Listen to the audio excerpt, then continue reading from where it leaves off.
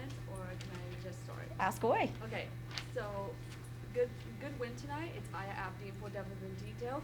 How cool is it to have Diana Taurasi and Penny Taylor on courtside tonight? Especially in National Girls and Women's and Sports Day. It's something that we're growing this game together. She started that surge, really, and to have one of the greatest in your backyard, appreciating a good college hoops game. It's fun, it's special. We're trying to bridge the gap between exposure, TV, agency, all the things that this women's sports charge does, and really excited to be a part of it and glad she came as well. And for Deborah, basically you've contributed on both ends of the court, and especially like becoming one, basically like scoring on both ends, and especially securing an offensive rebound. How proud of it to make such contributions off the bench as well? I'm very proud of myself and of my teammates for sure, especially like Coach Molly. All week she was speaking life into us and to stay positive, so I think that really helped us a lot to win this game and bounce back from our loss. So I think that's what really pushed us and me. I will say something because she will not toot her own horn. But like this child right here, I tell him to talk and she's the loudest. I need more, Deb. Yes, ma'am, I got you. Deb, do all the intangibles. No problem, Coach. I love that role. This is a winner.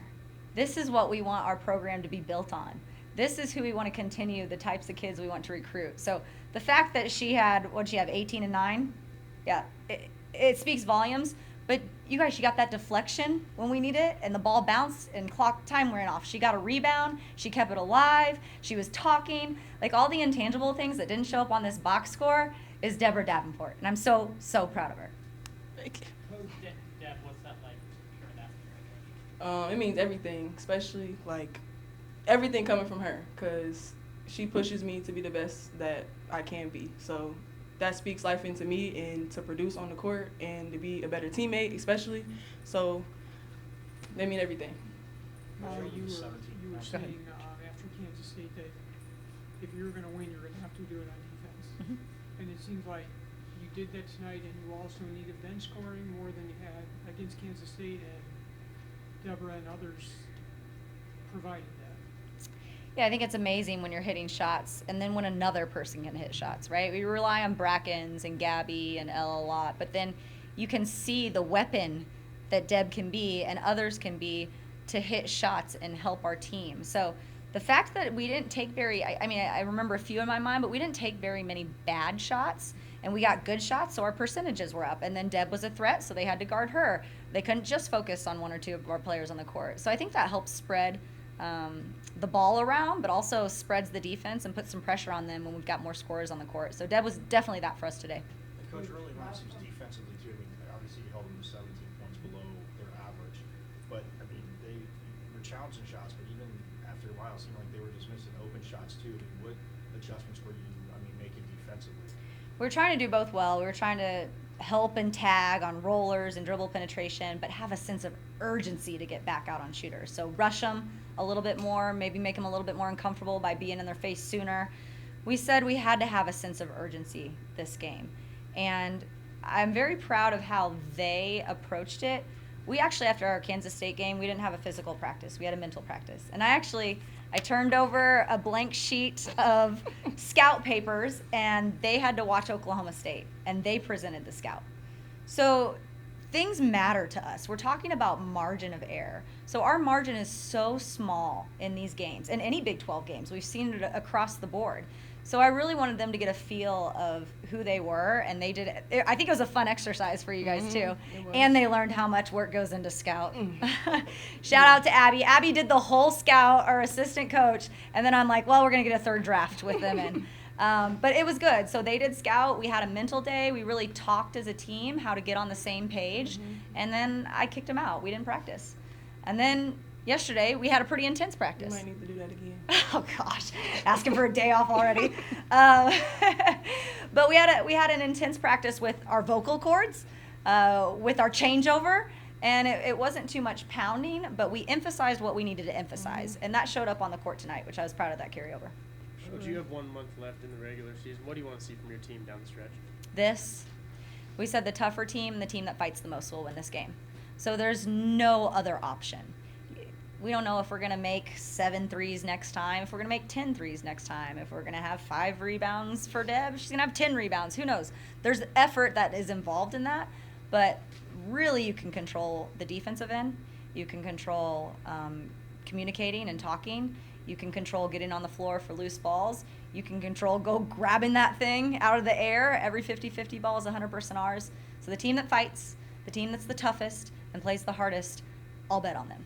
We'll go in the back. Not really compliance. Was this more of the brand of defense that you wanted to see? Last time you said 67 points should have been enough, and offensively you struggled against the zone. You seem to do a lot better in both of those areas tonight. Yeah, absolutely. I just think sometimes you need to learn. And we learned the hard way. Sometimes that's how you have to learn. And I think this team understands now the two difference. We got, back to back basically. This is a no-no, this is yes. So now that we've seen the difference, now there's only one way to go, right? Towards that intensity, towards that effort, towards that focus. We talked about brain focus.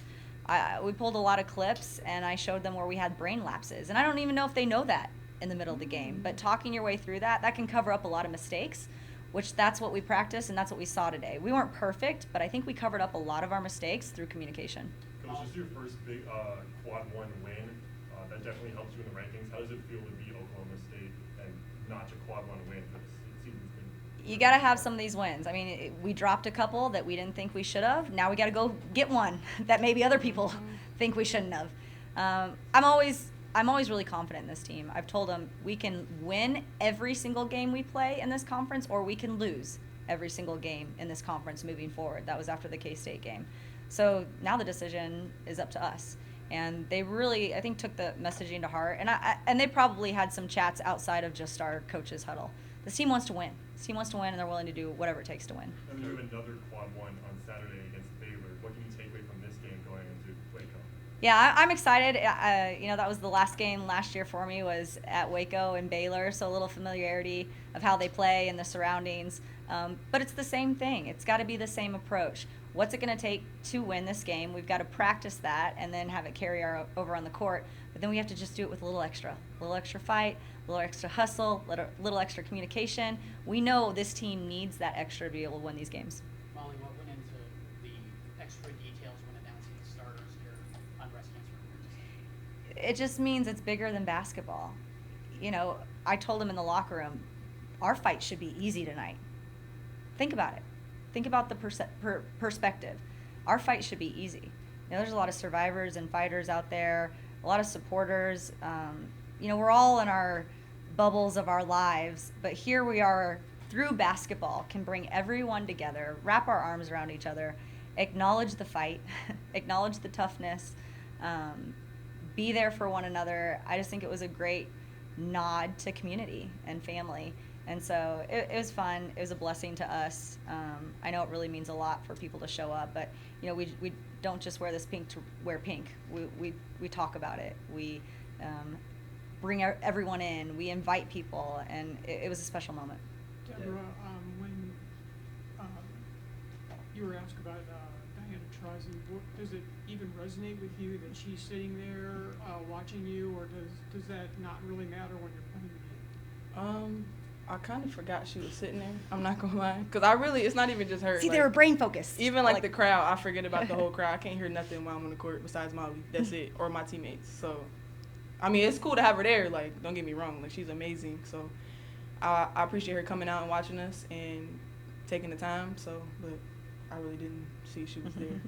Last question, guys. You guys have been in a ton of clutch games. What have you taken away from those moments down the stretch, and what do you think you've learned the most from the course of the season? I think there's a steadiness. We're all talking and we're all engaged, and sometimes of those tense moments, but when we get on the same page, like, we've been here, we've done this, we know how to handle time and score, we know when we're calling a timeout and advancing, we know when we need to really get up and deny, or maybe soft pressure. Like, we've been in every scenario to say what to do, so when I can give them and relay the information on how I want to guard a screen or what I want to do on screens, do we want to switch, do we want to stay, they're locked in, and they're able to probably peel back, oh yeah, I remember we did that game, we did that game. So these close moments are just reflective of growth in those moments, and then we're not stressed when we get in the huddle moving forward. All right, thanks, guys. Thank you. Thank you.